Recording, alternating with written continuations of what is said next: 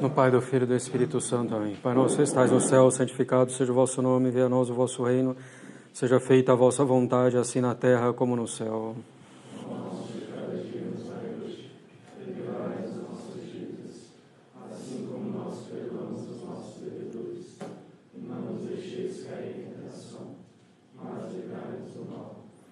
Menino Jesus de Praga, Nossa Senhora das Dores, São Pio V, São Pio X, do Pai, do Filho e do Espírito Santo. Amém.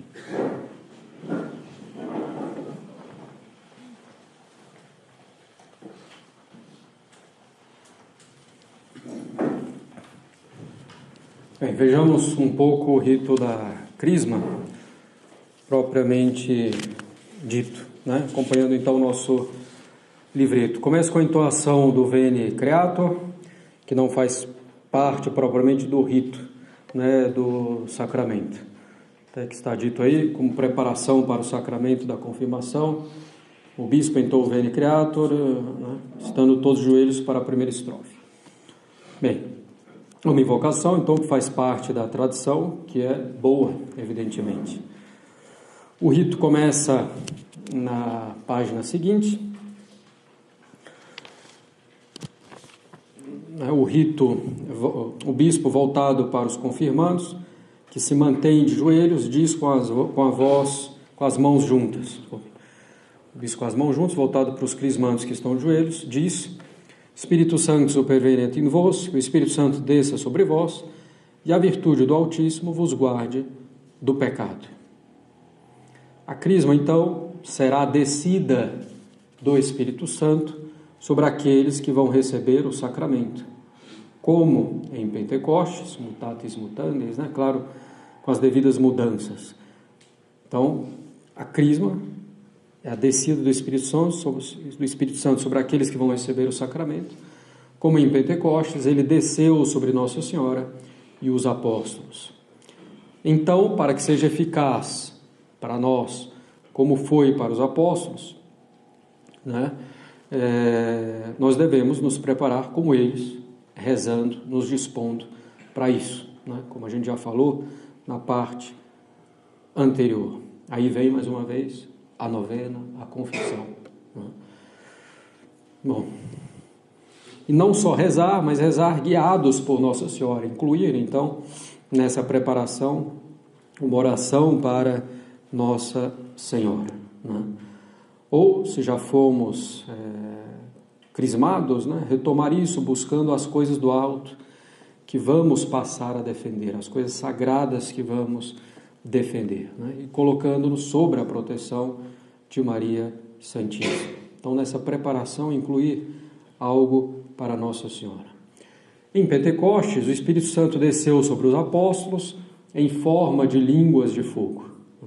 Essas línguas de fogo nos mostram as três qualidades que devem ter os crismados, os soldados de Cristo. O fogo tem luz e calor, e nesse caso tinha forma de língua. Então vamos ver. A luz é a sabedoria.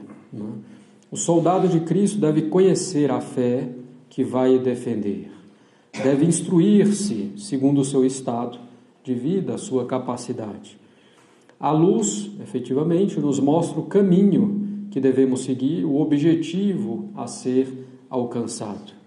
É o que faz a fé. Nos mostra o caminho a ser seguido, o fim a ser buscado, né?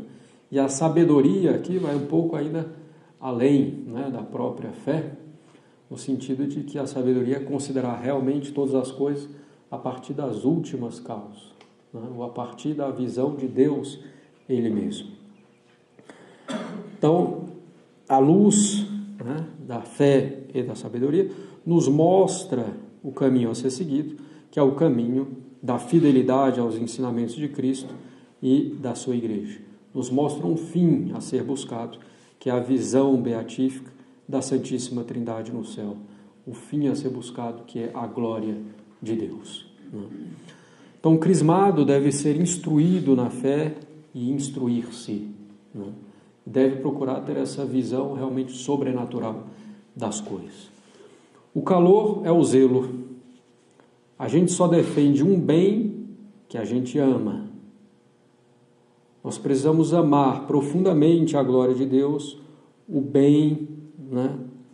A verdade, o bem da nossa alma, o bem da alma do nosso próximo. E desse amor intenso pela glória de Deus e todas essas outras coisas, desse amor intenso decorrerá o zelo, né? Que sempre depende da intensidade do amor.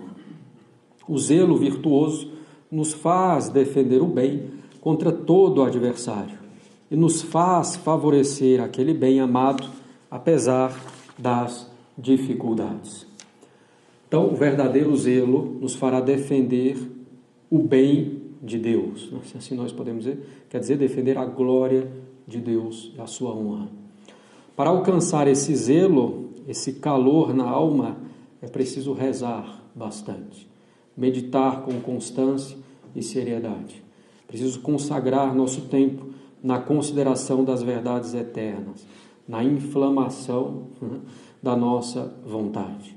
Eu vim lançar o fogo à terra, nos diz nosso Senhor, e o que eu desejo a não ser que acenda. Para alcançar o zelo é preciso também ler bons livros, livros espirituais, vidas de santos. Então, zelo, sabedoria e zelo, luz e calor. Mas para defender a fé e propagá-la, porque o soldado de Cristo não deve ficar somente na defensiva, até porque muitas vezes a melhor maneira de se defender é um certo ataque.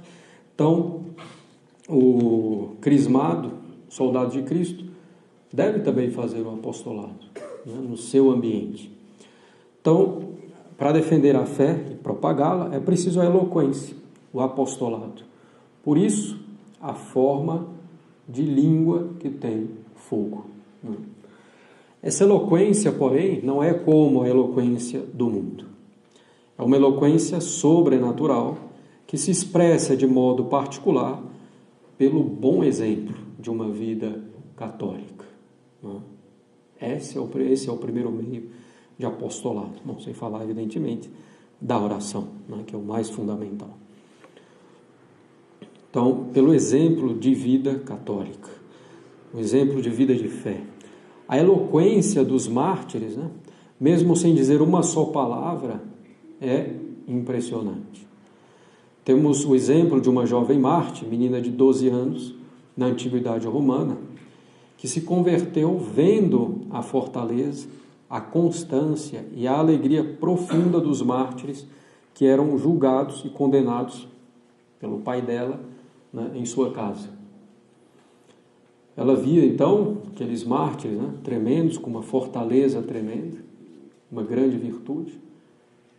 E ela ficou, então, curiosa de saber de onde vinha tamanha virtude. Começou a perguntar às escravas que trabalhavam, na casa do pai, e uma lhe disse que o motivo de tamanho heroísmo era a religião cristã. Não demorou muito e a jovem se converteu, adotando o nome de Cristina, e foi martirizada em seguida pelo próprio pai, se não me falha a memória. Bom, então, a eloquência é o exemplo. Temos também a eloquência de uma Santa Catarina de Alexandria. Não querendo ceder às instâncias do imperador, para que ela se casasse com ele, ele envia alguns sábios, filósofos, para convencê-la da falsidade da religião católica. E, por fim, foi ela quem os convenceu da verdade da religião católica, convertendo-os. Claro, aí também já com argumentos. Inclusive, por isso, Santa Catarina de Alexandria é a padroeira dos filósofos. Então, a eloquência vem da santidade de vida, em primeiro lugar. A gente sempre volta a isso. Buscar a santidade de vida. Não simplesmente das palavras, mas do bom exemplo, da prática da virtude. Às vezes, inclusive, uma prática bem discreta. Não é praticar para ser reconhecido pelos outros. Não é esse o objetivo, mas, na glória a Deus, a salvação da nossa alma, e os outros irão se edificar. Assim. Bom, o soldado de Cristo deve ter essas três qualidades, que são recebidas nesse Pentecostes pessoal, que não é batismo no Espírito Santo, para deixar claro. A sabedoria, conhecendo bem a fé, né, julgando as coisas efetivamente com juízo sobrenatural, conhecendo, né, as verdades sobrenaturais. O zelo, amando profundamente tudo o que é sagrado, para querer defender o que é sagrado. E a eloquência, propagando a fé, sobretudo pelo exemplo de uma vida edificante, né? O Espírito Santo nos será dado, né, para nos proteger contra o pecado e seu pai, o demônio, né? Que o Espírito Santo desça sobre vós e a virtude do Altíssimo vos guarde do pecado, diz o rito. Como soldados de Cristo, devemos lembrar sempre que o combate não é contra homens de carne e sangue, mas contra os principados e potestades, contra os príncipes deste mundo tenebroso, contra as forças espirituais do mal, como nos diz São Paulo aos Efésios. Então devemos estar muito apoiados na graça de Deus. No final das contas mesmo, a luta é contra o pecado, o único que pode nos separar de Deus. Então, por isso, nessa oração que inicia aqui o rito da Crisma, o Espírito Santo desça sobre vós e a virtude do Altíssimo vos guarde do pecado. Não é da tentação, não é dos inimigos, do pecado, que é a única coisa que pode nos separar de Deus. Toda a nossa força deve ir, então, contra o pecado e pela virtude, pelo amor a Deus. Bem, nessa pequena oração, nós já temos tudo isso. O Espírito Santo desça sobre vós, como um novo Pentecostes, sabedoria, fé, amor a Deus, as coisas sagradas, zelo, apostolado, e a virtude do Altíssimo vos guarde do pecado. A força do Altíssimo vos guarde do pecado. É contra o pecado o nosso combate, para adquirir a virtude. Bem, e aí vem, né? Nosso Filho está no nome do Senhor, que fez o céu e a terra. Atendei, Senhor, a minha oração, até vós suba o meu clamor. O Senhor esteja convosco, e também com o teu Espírito. E aí vem a segunda oração. Segunda oração, que diz o seguinte: Deus eterno e onipotente, que vos dignastes fazer renascer estes vossos servos pela água e pelo Espírito Santo, e aos quais perdoastes todos os pecados, enviai-lhes do céu o Espírito Santo, Paráclito, com os seus 7 dons. Amém. E em seguida vem a enumeração dos dons. Então, a segunda oração nos mostra que o crismando deve ter sido antes regenerado pelo batismo, isto é, pela água e pelo Espírito Santo. Deus eterno e onipotente, vos dignaste fazer renascer estes vossos servos pela água e pelo Espírito Santo. Alusão clara também à conversa de Nosso Senhor com Nicodemos, né, no início do Evangelho de São João. Então, pela água e pelo Espírito Santo. A água, que é um instrumento, o Espírito Santo, a causa principal dessa regeneração espiritual, né, do apagar o pecado original, infundir a graça e fazer de nós filhos de Deus.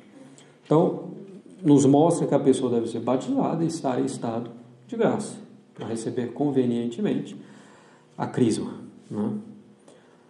Bem,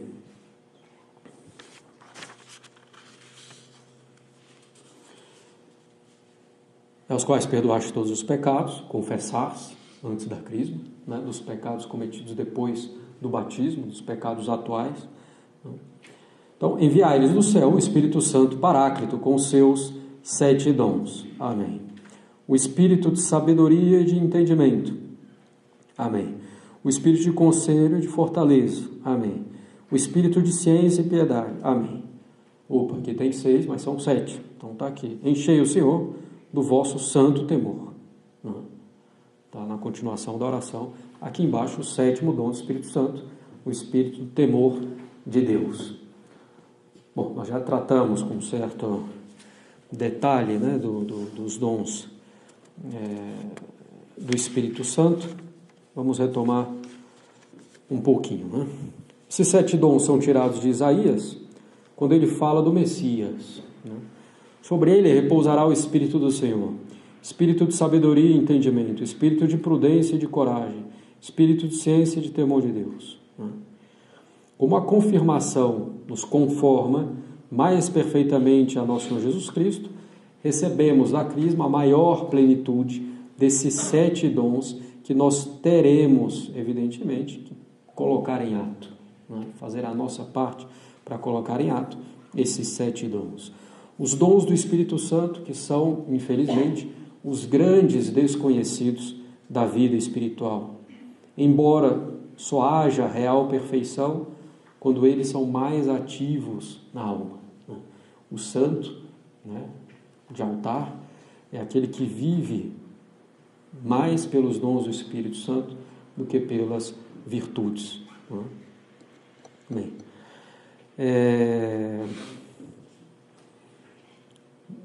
pelos dons do Espírito Santo, é Deus quem atua como causa principal na nossa alma. Nas virtudes sobrenaturais, é o homem ainda que atua, movido pela fé, pela caridade, mas ainda é um modo muito humano, pelas virtudes sobrenaturais. Então, só lembrando, as virtudes naturais, adquiridas pela repetição dos atos, nos dispõem a fazer atos bons com maior prontidão e facilidade, movidos pela razão natural. As virtudes sobrenaturais nos são dadas junto com a graça santificante, nos dispõem a agir com a razão iluminada pela fé, para fazer atos sobrenaturalmente bons, que vão receber então uma recompensa no céu. Então, as virtudes sobrenaturais dão valor sobrenatural, meritório para o céu, aos nossos atos. Já vimos isso com detalhe quando tratamos das virtudes. Os dons do Espírito Santo, que estão sempre presentes quando a alma está em estado de graça, então vai nos fazer agir de um modo muito mais divino do que humano. Aquilo que São Paulo dizia, não sou mais eu que vivo, mas Deus que vive em mim. Não é aniquilar-se, perder a própria personalidade, etc. Não. Mas Deus vai aperfeiçoar isso de um modo sublime. De tal forma que a pessoa seja um instrumento muito mais dócil na mão de Deus e um instrumento voluntário. A pessoa permite a ação de Deus e se deixa guiar por Deus. Então, os dons do Espírito Santo, a gente falou, estão sempre presentes quando a alma está em estado de graça, são dados já no batismo, e enquanto a alma persevera na graça, os dons continuam lá. Então, na Crisma não é dada uma novidade com relação aos dons do Espírito Santo, mas a intensificação deles, a maior profundidade deles. Bem, nós podemos nos dispor para que os dons do Espírito Santo sejam mais atuantes em nós, ou para que nós possamos agir mais pelos dons do que de um modo simplesmente humano. Como é que nós podemos nos dispor? Primeiro, por um espírito de recolhimento interior. Assim Deus diz à alma em Oséias 2,16: por isso a atrairei, conduzi-la-ei ao deserto e falar-lhe-ei ao coração. Então Deus fala no recolhimento, que ainda que não seja externo, em virtude dos nossos deveres de Estado, mas esse recolhimento interior. Não estamos aqui falando para ninguém viver como eremita, mas realmente ter a sua vida de oração, particular oração mental, mesmo em meio às agitações do mundo, guardar a alma recolhida, unida profundamente a Deus. A alma amiga da dissipação e do barulho não perceberá jamais a voz de Deus. Somente com esse recolhimento interior, a alma poderá estar na presença de Deus, mesmo em meio aos afazeres que mais absorvem o corpo e a alma. Então, para que esses dons do Espírito Santo sejam mais atuantes em nós, devemos ter esse espírito de recolhimento. Depois, fidelidade à graça.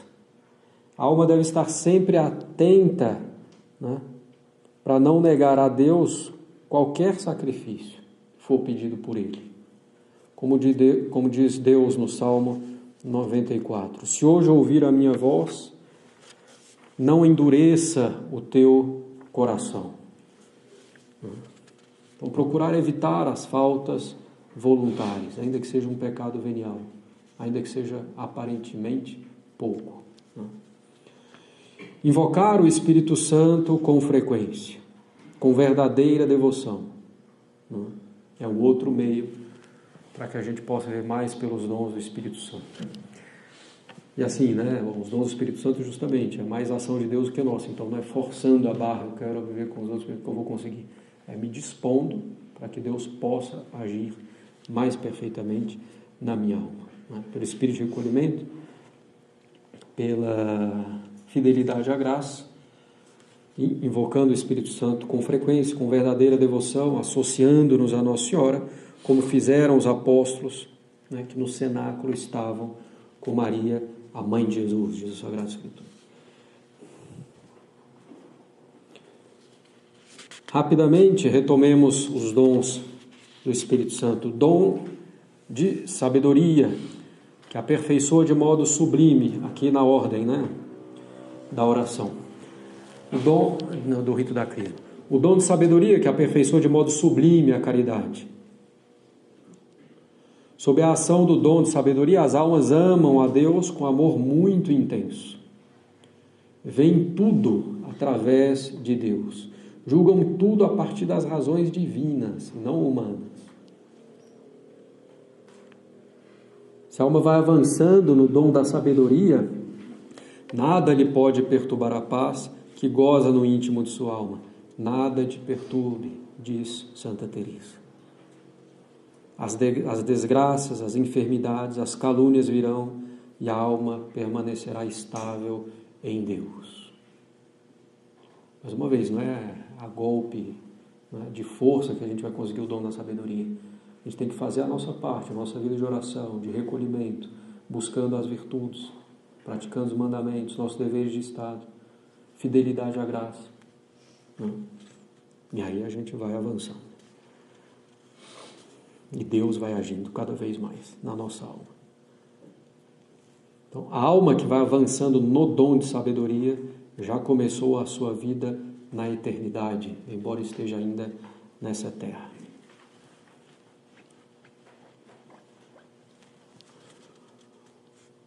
Em seguida, o dom de entendimento, que aperfeiçoa a fé.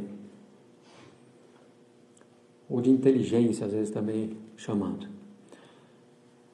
Dando uma penetração muito profunda nos grandes mistérios sobrenaturais.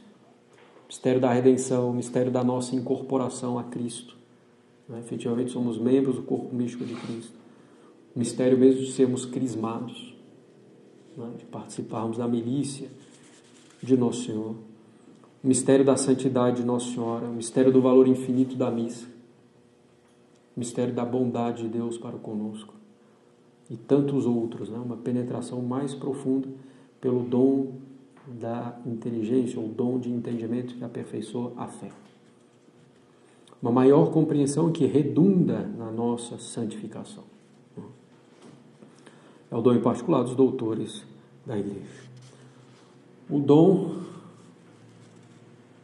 de conselho, que vai aperfeiçoar a prudência nas decisões que orientam toda a vida em geral. Mas também os pequenos detalhes em uma vida aparentemente monótona. Muitas vezes a gente, por imprudência, por não buscar o fim devido, por não buscar devidamente o fim devido, nós nos afastamos de Deus.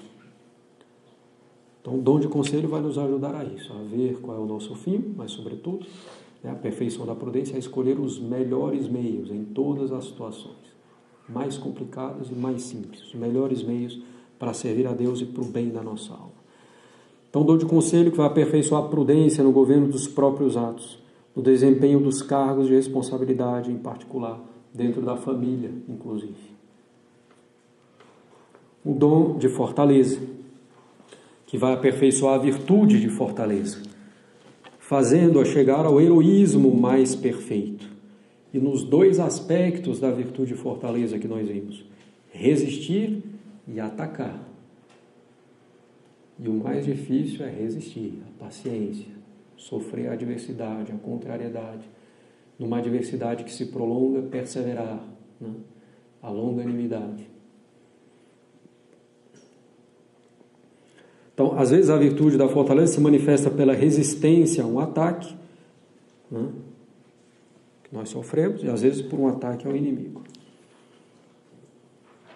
O mais difícil é resistir, porque quando a gente ataca, a gente tem um certo domínio da situação. Então, o mais difícil é resistir. Tem horas que tem que atacar, e tem horas que tem que resistir. E a virtude vai nos mostrar o momento de fazer cada coisa. E a prudência, e a fé. Então, o dom de fortaleza vai nos levar ao cumprimento de nossos deveres, apesar de toda e qualquer dificuldade. É o dom de fortaleza que brilha nos mártires, os grandes heróis cristãos, na prática calada e heróica das virtudes e da vida cristã ordinária, que ninguém vê praticamente. Às vezes a gente já pensa assim nos dons, né, de fortaleza, fazer grandes coisas. A gente já pensa em Pelágio, lá em Covadonga, com um punhado de cristãos contra milhares e milhares de mouros, né, de muçulmanos, e que recomeçaram a reconquista da Espanha. Não, às vezes é no dia a dia que a gente vai ter que ter essa fortaleza profunda. Né? As pequenas adversidades, contrariedades, desgostos, né? Aridez, para manter a constância no serviço a Deus. Então, o dom de fortaleza que brilha na prática calada e heróica das virtudes da vida cristã ordinária, que ninguém vê praticamente, mas Deus vê. Claro. E assim é a nossa vida, né? Uma vida cristã ordinária, sem nada de muito espetacular, e é bom que seja assim, né? Então, assim a nossa vida, é isso que nos interessa, praticar a fortaleza nessas circunstâncias do nosso cotidiano. Não nos interessam grandes coisas, interessa fazer bem com grande virtude, né? Movida pelos dons do Espírito Santo, essa virtude movida pelos dons do Espírito Santo, as coisas mais simples da nossa vida, fazer por Deus. A coisa mais simples da nossa vida, feita por Deus, tomar água, por exemplo, tem um valor infinito se é feita em união com Deus. Fazer isso para a glória de Deus. E nada do que fazemos por amor a Deus é em vão. Não é? Absolutamente nada. Não nos interessam grandes coisas, interessa fazer bem, fazer por Deus. Essa prática calada e heróica das virtudes na vida ordinária, que constituem o heroísmo do pequeno, uma espécie de martírio a conta-gotas. Com frequência mais difícil que o grande martírio, que vai de uma vez só. Bem, o dom da fortaleza é o dom por excelência do sacramento da crisma. Sermos fortes contra aqueles que atacam a nossa fé, a nossa união com Deus. Seguida, o espírito de ciência, o dom de ciência, que vai aperfeiçoar um outro aspecto da virtude da fé, ensinando a nossa inteligência a julgar corretamente das coisas criadas. Ensinar a nossa inteligência a ver nas coisas criadas a causa que é Deus. Deus que nos ensina, que nos fala por meio das criaturas, que participam de maneira ínfima, claro, mas que participam das perfeições divinas. A gente já tratou também quando falou da criação. Por exemplo, é a alma de São Francisco de Assis, iluminada pelo dom da ciência, que via nas criaturas a causa, né, Deus. Na lua, no sol, na água, né, nas criaturas, né, que era um ecologista, que amava o sol por ele mesmo, a lua por ele mesmo, e etc. E cantava as qualidades delas. Não, porque remetiam a Deus com as suas perfeições. Não é? O dom de piedade, que aperfeiçoa a virtude da justiça, e mais especificamente dentro da virtude da justiça, a virtude da religião, né? Então, a nosso serviço a Deus.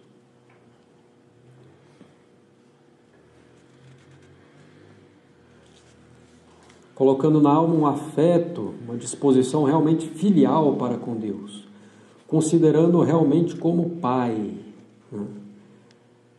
O dom de piedade vai nos levar a essa profundidade no sentido de filiação divina, né? A nossa filiação divina. Às vezes a gente esquece disso, né? Da paternidade de Deus, da sua bondade para conosco em todas as coisas.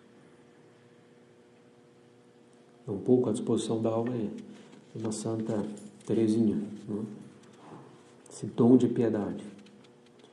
Então, considerando realmente como Pai, o mais perfeito, o mais bondoso dos pais.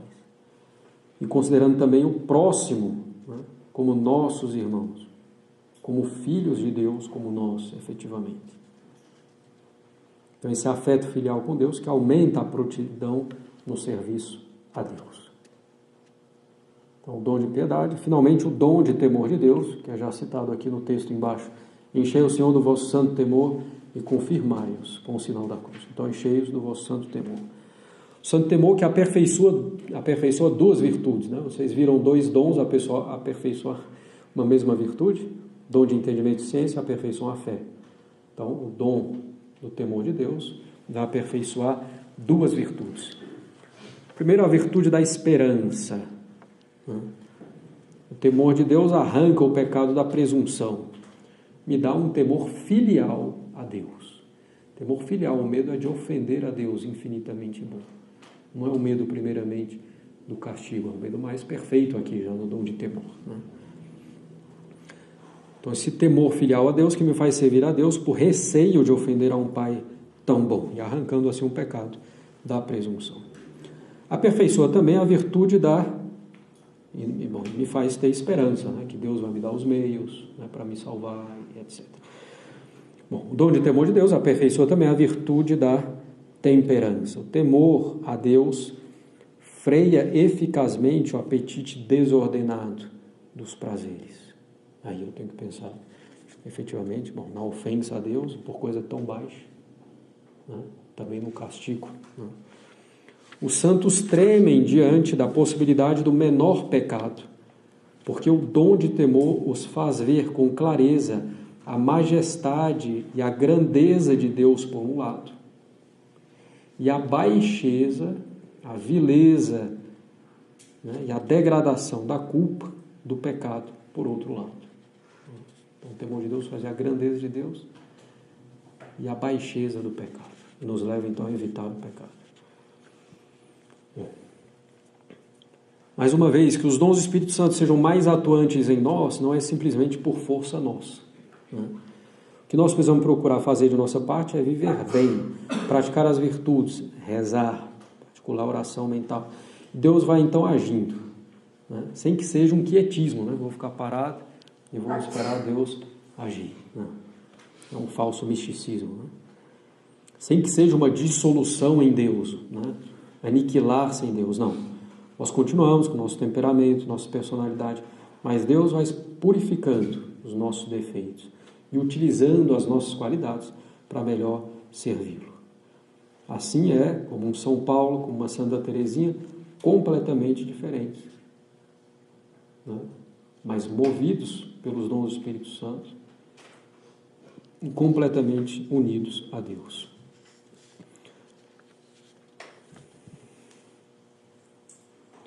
Bom, então, enchei o Senhor do vosso santo temor e confirmai-os com o sinal da cruz de Cristo, para a vida eterna, pelo mesmo nosso Senhor Jesus Cristo, nosso Filho, que sendo Deus, vive e reina convosco na unidade do Espírito Santo, por todos os séculos dos séculos. Amém. Então, em seguida, o bispo faz um sinal da cruz sobre todos, pedindo que Deus marque com o sinal da cruz os crismandos, para que possam alcançar a vida eterna.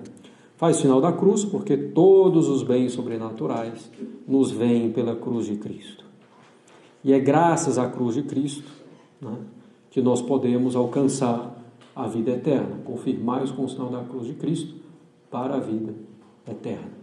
Graças aos méritos de Nosso Senhor na cruz, nós podemos ter a vida eterna. Depois o bispo, revestido com a mitra, diz a forma do sacramento, enquanto com a mão direita sobre a cabeça do crismando, unge a fronte dele. A imposição da mão representa duas coisas. Primeiro, a invocação da graça divina e de suas bênçãos sobre a pessoa em que se impõe a mão. Então, a invocação das bênçãos, das graças, da abundância do Espírito Santo. Segundo, significa também que Deus toma posse daquela alma. Né? Quando eu coloco a mão em alguma coisa, é porque é meu. É Deus o Senhor daquela alma. No caso da crise, ele passará a habitar com maior plenitude na alma do crismado. Então, imposição da mão e unção com óleo. O óleo significa a graça do Espírito Santo. Nosso Senhor é chamado de ungido. Cristo quer dizer ungido. Messias quer dizer ungido. Então, Nosso Senhor é ungido, e ungido com óleo da alegria, diz a Sagrada Escritura, que quer dizer a plenitude da graça que habitava nele, em virtude da união hipostática, união da natureza humana com a natureza divina. Então, esse óleo significa a graça, e a abundância da graça, o óleo que se espalha. Ao óleo do crisma, porém, está misturado o bálsamo, que pelo cheiro perfumado se difunde facilmente. Então, os da crisma vão sentir o cheiro do óleo do crisma, que tem o bálsamo, misturado com óleo.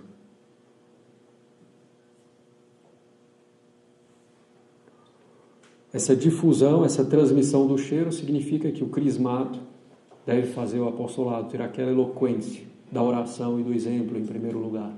É a língua, das línguas de fogo de Pentecostes. O crismado deve transmitir a fé aos outros, fazer a fé conhecida, principalmente pelo exemplo, com humildade, com as suas boas obras. Como diz Nosso Senhor, que vendo as suas boas obras possam glorificar a Deus. Curioso, porque em outra passagem Nosso Senhor diz que sua mão esquerda não saiba o que faz a direita. Como conciliar? Não, porque nós devemos fazer as boas obras não para ser visto pelos outros, não para nos preocupando com isso. Simplesmente fazê-las e Deus vai tirar bom proveito. Nem devemos omitir boas obras que não podem ser omitidas porque os outros estão vendo. Eu não vou à missa porque vão saber que eu vou à missa. Não, claro que não. Se é uma coisa que você pode fazer depois, mais discretamente, sem problema. Então, devemos fazer as boas obras diante dos outros ou não? Depende, Na verdade, não devemos nos preocupar tanto com isso, porque mesmo que nossas boas obras sejam vistas, é para Deus que fazemos essas obras, não pelos outros. Algumas boas obras são necessariamente feitas diante dos outros. Muitas vezes não é possível escondê-las. Às vezes é até ilícito. Por isso São Paulo vai dizer que somos o bom odor de Cristo. Porque as nossas virtudes, que vêm da união com Cristo, devem se difundir como o bálsamo que está no óleo do crisma. Então devemos ser o bom odor de Cristo, para difundir nosso Senhor. Então, o óleo é a eloquência da língua em Pentecostes, é o apostolado. Quer dizer, o bálsamo significa isso. O bálsamo significa também a preservação do pecado, porque ele é utilizado naturalmente para evitar a corrupção de um corpo. Um corpo é embalsamado. Então, para que seja evitada a corrupção do pecado. O sinal da cruz é feito na fronte, na testa do crismando, o lugar mais à vista de todos, a fim de mostrar que ele não deve ter medo de confessar a sua fé, que deve combater sob a bandeira da cruz, sobre o signo da cruz, sem nenhum respeito humano, sem nenhuma vergonha de ser católico. Está aqui, escrito na sua testa. Então, que seja uma coisa clara, não tem que ter medo. Bom, precisa falar sou católico, etc., mas agir como católico sempre, sem medo dos outros. A forma, as palavras, a forma do sacramento expressa muito bem o que ele é. Eu te marco com o sinal da cruz e te confirmo com o crisma da salvação. Em nome do Pai, do Filho e do Espírito Santo. Essa forma expressa a causa desse vigor, dessa força espiritual, que é a Santíssima Trindade. Em nome do Pai, e do Filho e do Espírito Santo. Exprime o vigor espiritual propriamente dito. Te confirmo. Quer dizer, te fortaleço com o crisma da salvação.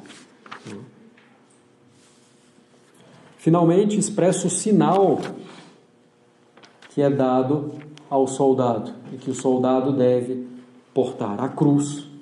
O soldado, nas batalhas, carrega as insígnias do imperador, do rei, do seu país, o brasão. Nós devemos portar a cruz. É essa a nossa glória.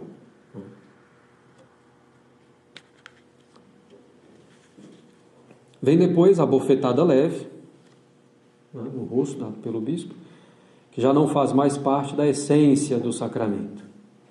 Que o catecismo romano, o catecismo do Concílio de Trento, assim explica. É para recordar que se deve estar pronto como valoroso atleta a suportar com ânimo imperturbado toda a adversidade pelo nome de Cristo. Como se o bispo ali já desse uma amostra do que o crismado vai ter que suportar. E dizendo, pax tecum, apesar das adversidades, que a paz do Senhor esteja convosco. A paz que vem da graça, da união com o nosso Senhor Jesus Cristo. Depois tem a antífona, Confirmai, Senhor, que operastes em nós, do alto do vosso templo, a Jerusalém celeste. Aleluia, aleluia. Glória ao Pai, ao Filho e ao Espírito Santo, assim como era no princípio, agora e sempre, por todos os séculos dos séculos. Amém. Confirma, Senhor, que operaste em nós, do alto do vosso templo, a Jerusalém celeste. Então, claro, literalmente aqui, o templo fazia referência ao próprio templo em Jerusalém, mas aqui já transladado a Jerusalém celeste, ao céu, e à igreja de Nosso Senhor. Então é Deus quem dá a graça no sacramento. Confirma, Senhor, dá seguimento àquilo que operaste em nós, do alto do vosso templo. Então essa graça que destes a nós, do alto, que ela seja confirmada. Mostrai-nos, Senhor, a vossa misericórdia, dai-nos a vossa salvação, atendei, Senhor, a minha oração, até vós suba o meu clamor, o Senhor esteja convosco também com o teu Espírito. E vem a última oração. Ó Deus, que deste o Espírito Santo aos apóstolos, e por eles e seus sucessores o transmitis aos outros fiéis. Agradai-vos do nosso humilde ministério, e fazei que o mesmo Espírito venha aos corações daquele que nós assinalamos na fronte, com o santo crisma e com o sinal da cruz. Que ele habite nos corações e deles faça templos de glória. Bem, então pedindo a Deus que habite nos corações daqueles que foram confirmados, faça deles templo de glória, templo de Deus, que permaneçam na graça. Fazendo aqui menção também a Pentecostes, ó Deus que deste o Espírito Santo aos apóstolos, e por eles e seus sucessores, os bispos, o transmitis aos outros fiéis. Então, a transmissão do Espírito Santo na crisma que se faz pelos bispos. Agradai-vos nosso humilde ministério, que estamos transmitindo o Espírito Santo, é o bispo quem fala, e fazei que o mesmo Espírito efetivamente venha aos corações daqueles que nós marcamos na fronte com o santo crisma e com o sinal da cruz, que são agora soldados de Cristo. Bem, assim será abençoado todo o que teme o Senhor, supondo então que aqueles que acabaram de receber os dons do Espírito Santo efetivamente temem o Senhor. E diz a Sagrada Escritura, o temor de Deus é o início da sabedoria. Então que tenham ao menos esse temor de Deus para que possam ir avançando nos outros dons. E em seguida manda que sejam, aí tem a bênção, o Senhor vos abençoe, dá o Sião, para gozar dos bens de Jerusalém em todos os dias da vossa vida e possuídes a vida eterna. A Nova Jerusalém, que é a igreja aqui na terra, e a vida eterna no céu. Né? Em seguida, manda que sejam recitados o credo, o Pai Nosso e a Ave Maria, que contém a fé. Né? O credo que contém a fé e o Pai Nosso e a Ave Maria, contém aquilo que devemos fazer e pedir. Né? Então, em resumo, aquilo pelo qual os crismados deverão combater como soldados de Cristo. Né? Bem, estamos chegando praticamente ao fim. E para concluir definitivamente, eu gostaria de fazer uma breve exortação, né, aos crismandos e aos já crismados. Né? A crisma nos dá as graças abundantemente para que nos tornemos soldados de Cristo, né? Como já repetimos até exaustivamente. Né? Então, para que nos tornemos soldados de Cristo, combatendo pela defesa da fé e propagação da fé, das coisas sagradas. A finalidade da crisma, em última instância, é a maturidade espiritual, a nossa perfeição, a nossa santificação. Perfeição que consiste na união profunda com Deus, né? Na conformação sem reservas de nossa inteligência às verdades reveladas, na conformação sem reservas da nossa vontade com a vontade de Deus. Né? E essa perfeição não tem limites. Se paramos de avançar no caminho da perfeição, voltamos atrás, né? E cairemos. Todavia, nesse caminho para a santidade, nós temos um inimigo muito grande, que combate violentamente contra a nossa santificação. É o maior e o mais terrível obstáculo contra a nossa própria santificação. Não é o demônio. Trata-se do horror ao sofrimento. Que muitas vezes vai levando, né, a outros pecados, né, a ira, pecados contra a castidade, que seja aí por diante. A maioria das almas que ficam pelo caminho sem atingir o cume da vida espiritual, sem atingir uma união mais profunda com Deus, sem atingir a santidade, ficam no caminho, ficam no meio do caminho, porque não conseguem dominar o horror ao sofrimento. Sofrimento que a nossa sensibilidade desordenada experimenta. Somente aquele que decide enfrentar com energia inquebrantável o sofrimento, mesmo a morte prematura, se necessário for, conseguirá alcançar as supremas alturas da santidade. É preciso uma determinação muito determinada, nos diz Santa Teresa, como condição para alcançar a perfeição. E é essa determinação muito determinada que eu espero possa surgir ou fortalecer-se em nós com a recepção do sacramento da crisma, né? Ou procurando ter uma maior fidelidade à graça já recebida. Possamos retomar essa determinação muito determinada, tão própria desse sacramento. Então é preciso ter as ideias claras, né, quando somos católicos. A religião católica consiste em amar e sofrer. Amar a Deus, amar a verdade, amar a virtude. Claro que no simples amar já há deleitação, já há alegria. Amar a Deus, amar a virtude, amar a verdade. Mas consistindo no amor ao bem, à verdade, a religião católica consiste também em sofrer. O sofrimento vem do fato de vermos o bem que amamos ser atacado de algum modo. A gente sofre quando algo que a gente estima, um bem que a gente estima, é atacado. Interno a nós ou externo a nós. E nesse mundo, nada mais atacado pelas criaturas ingratas, muitas vezes nós mesmos, do que Deus, a verdade, o bem, a virtude. Se amamos Deus, a verdade, o bem, a virtude, vamos sofrer. Assim, a vida do católico consiste em amar e sofrer por amor do verdadeiro bem. E a necessidade do sofrimento é absoluta. Primeiro, por causa da reparação devida ao pecado. Temos que reparar pelos nossos pecados. É preciso sofrer. Se a reparação foi feita em grande parte por Cristo, pelos seus sofrimentos e pela sua caridade, nós, os membros dessa cabeça, que é Cristo, nós devemos nos associar a Ele para completar em nós, os membros, o que falta à paixão de Cristo, como diz São Paulo. A necessidade de sofrimento é absoluta porque a santificação consiste em uma cristificação.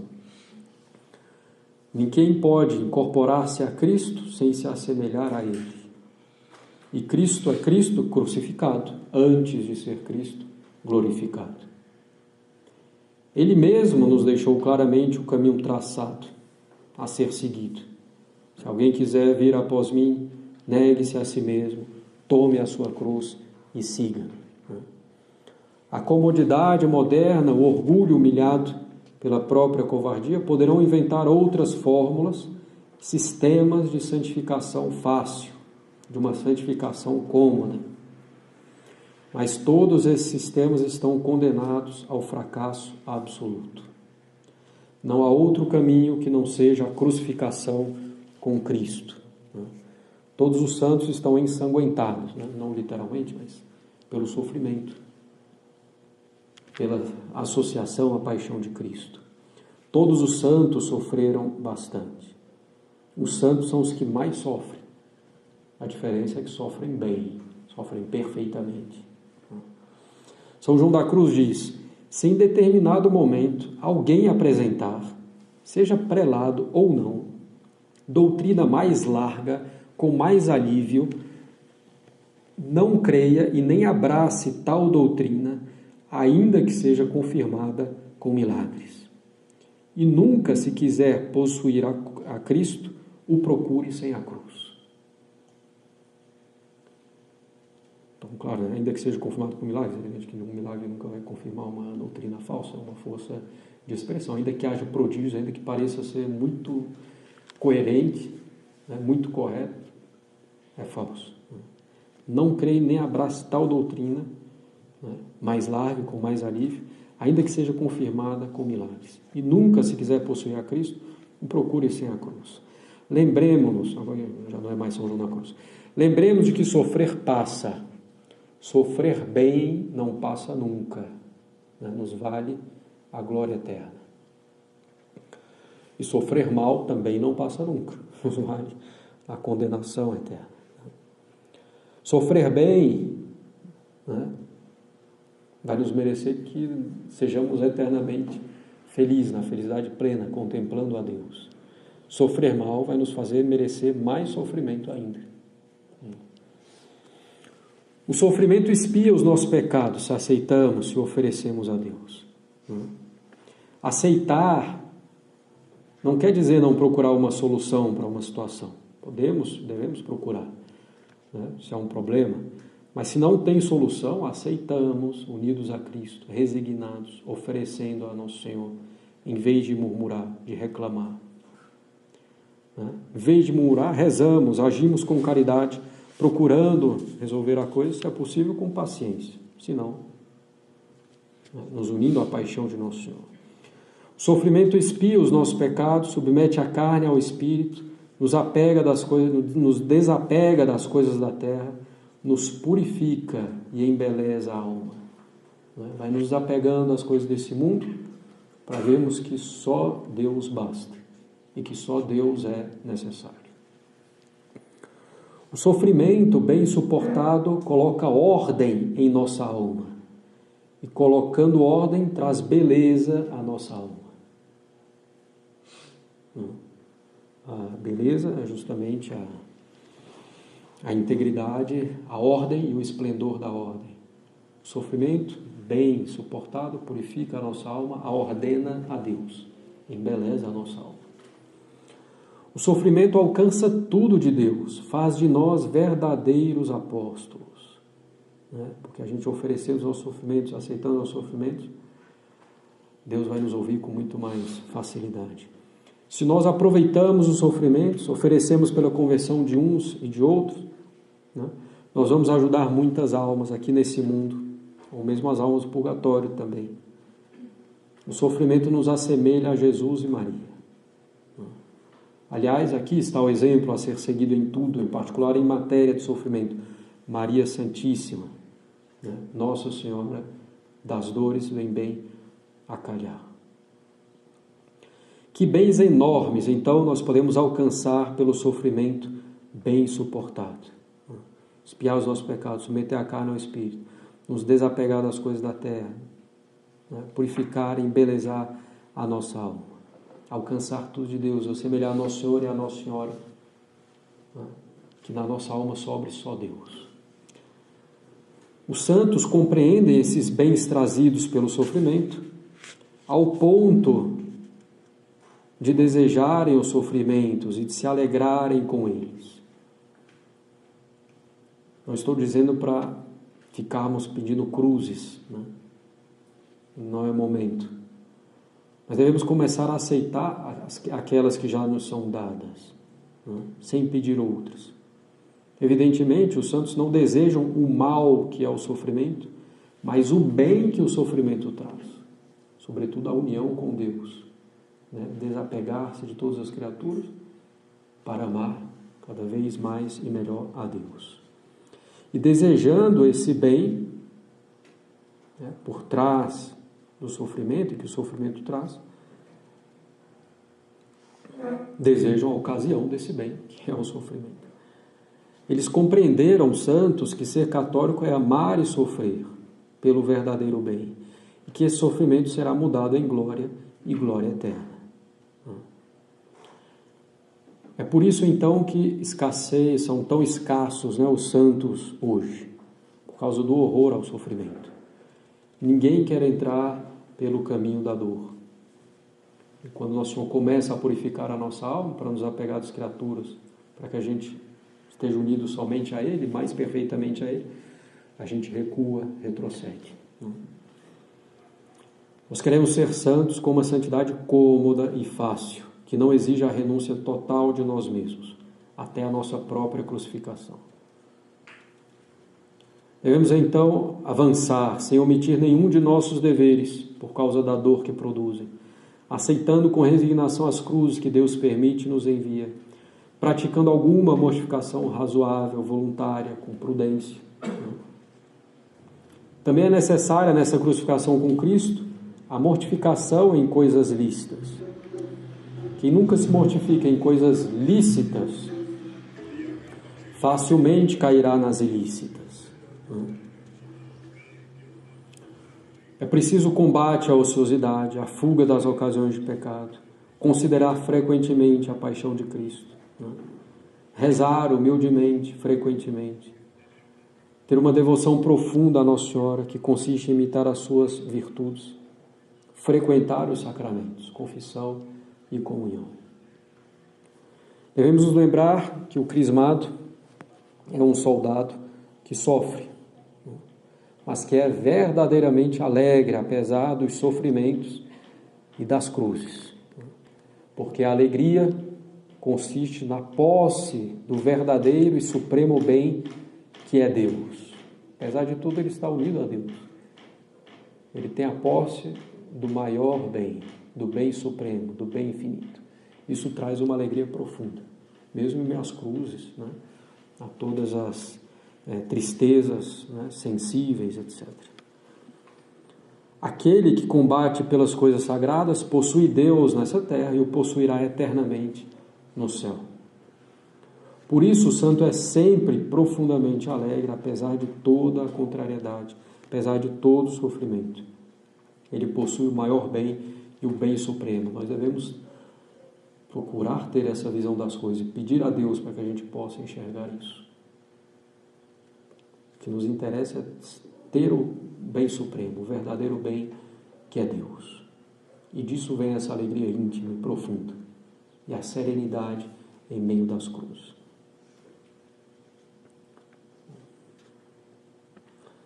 Então, aquele que combate pelas coisas sagradas, possuindo esse bem supremo, é alegre profundamente, mesmo em meio às tristezas. Devemos, então, combater o bom combate, guardar a fé e a caridade.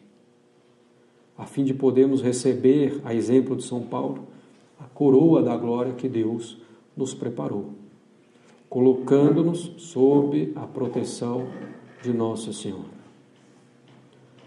Nossa Senhora que intercederá sem dúvida para que os efeitos do sacramento da Crisma possam ser ainda mais abundantes. Quer dizer, para que os combates e as cruzes sejam ainda maiores. Não é? Claro, Deus nos dá também combates e cruzes proporcionais a nós, sob medida, não é? Que com a graça dele nós podemos suportar. Então Nossa Senhora intercederá para que os efeitos dos sacramentos sejam ainda mais abundantes. Quer dizer, para que os combates e as cruzes sejam ainda maiores e, consequentemente, para que as vitórias sejam ainda maiores. Né? E para que seja, então, maior a glória de Deus e maior a nossa glória no céu. Então, são considerações importantes, né? Para os crismandos e para nós também já crismandos. É preciso ter força de alma, né? E não ter medo de sofrer por Deus. Conformar-se a nosso Senhor Jesus Cristo, que é Cristo crucificado.